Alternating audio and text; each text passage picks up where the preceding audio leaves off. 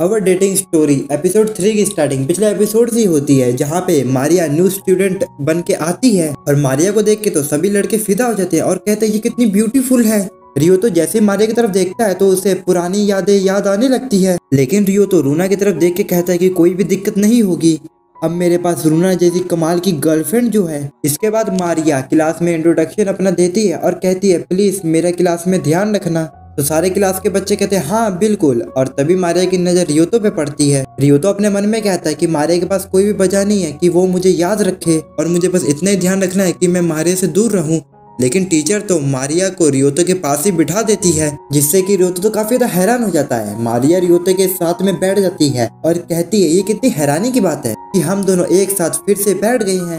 एक लड़की मारिया से पूछती है क्या तुम रियोतो के जानते हो? मारिया कहती है हम एक ही मिडिल स्कूल में जाते थे। रियोतो अपने मन में सोचता है इससे तो लोगों को गलत अंदाजा लग सकता है कि मैंने मारिया से डेट के बारे में पूछा था और इसी वजह से मुझे जितनी दूरी हो सके मुझे मारिया से दूरी बना के रखनी चाहिए। लंच टाइम में जब रियोतो क्लास से बाहर आता है तो निकोल उसे रोकती है और वो रियोतो से कहती है कि मुझे कोई काम है, जरा बाहर आके मिलो। जिसके बाद हम लोग वो दोनों को रेस्टोरेंट में दिखाया जाता है, जहाँ पे निकोल रियोतो को घूरते हुए सिर्फ फ्रेंच फ्राइज खा रही थी। रियोतो उससे पूछता है क्या मैंने कुछ गलत किया है? निकोल कहती है तुम्हारा क्या मतलब है, तुम्हें फ्रेंच फ्राइज खा लेना चाहिए, अगर ये ठंडे हो गए तो तुम्हें पता ही है ये अच्छे नहीं लगेंगे।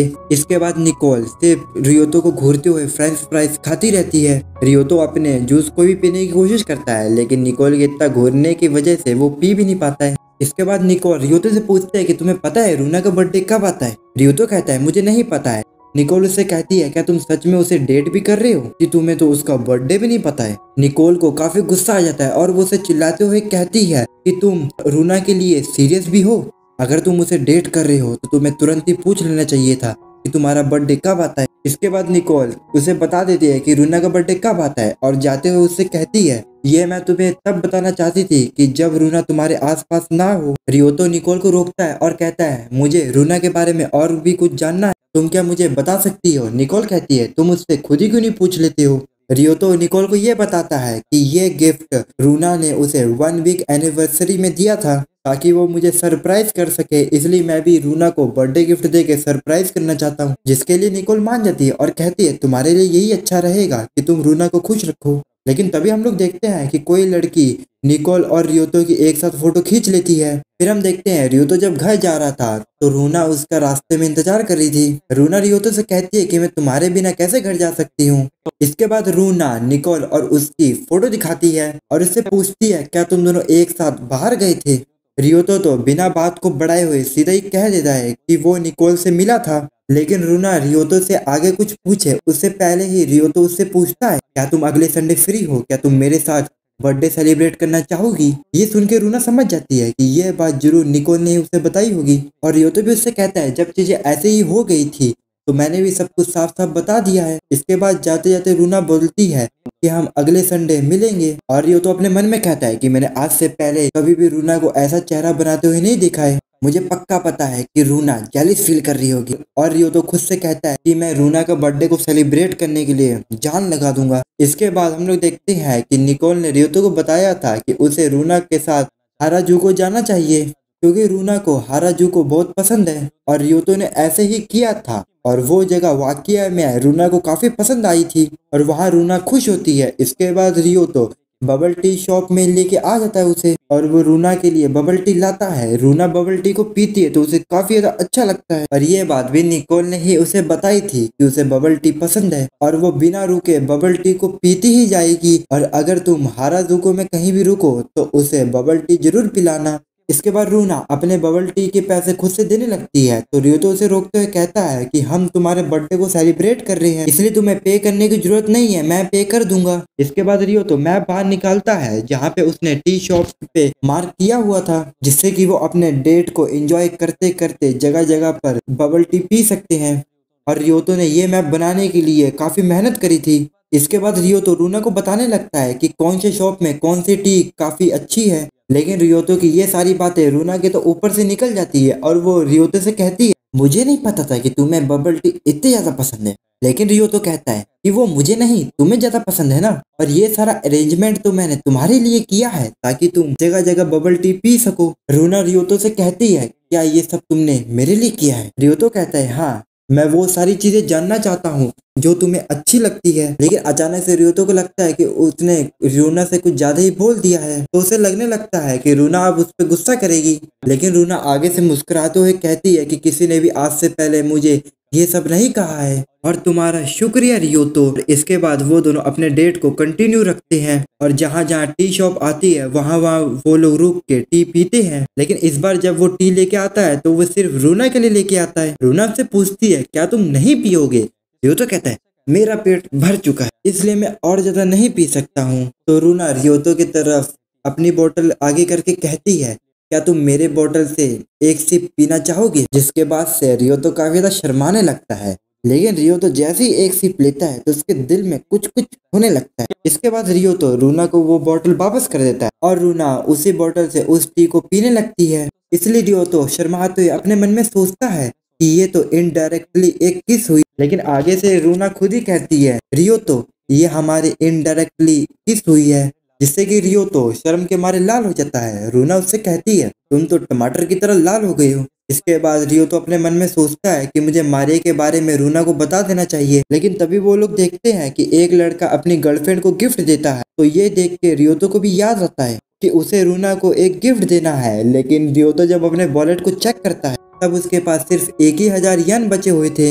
इसलिए वो नर्वस होते हुए रूना से कहता है रूना मैं तुम्हें गिफ्ट देना चाहता था लेकिन मेरे पास पैसे नहीं बचे हैं, क्या तुम्हें इतने पैसे में कुछ चाहिए? लेकिन रूना आगे बढ़ती है और उसका वो मैप ले लेती है, और वो रियोतो से कहती है कि मुझे ये चाहिए, ये काफी अमेजिंग है, और मुझे इस बात से पता चलता है कि तुमने मेरे लिए कितनी मेहनत की है और तुम मुझसे कितना प्यार करते हो, इसलिए मैं इसे यादगार के लिए अपने पास रखूंगी। ये मेरी लाइफ की काफी मजेदार डेट थी, क्या तुम मुझे फिर से इस तरह की डेट पे लेके आओगे? रियोतो कहता है बिल्कुल, मैं तुम्हें जरूर लेके जाऊंगा। इसके बाद रूना रियोतो से कहती है कि मैं 17 साल की हो गई हूँ और ये मेरा सबसे अच्छा बर्थडे गिफ्ट है। और अब अगले दिन जब रियोतो स्कूल जाता है तो पूरे स्कूल में रूना की अफवाहें फैली हुई थी, लेकिन इस बार की अफवाहें काफी अलग थी।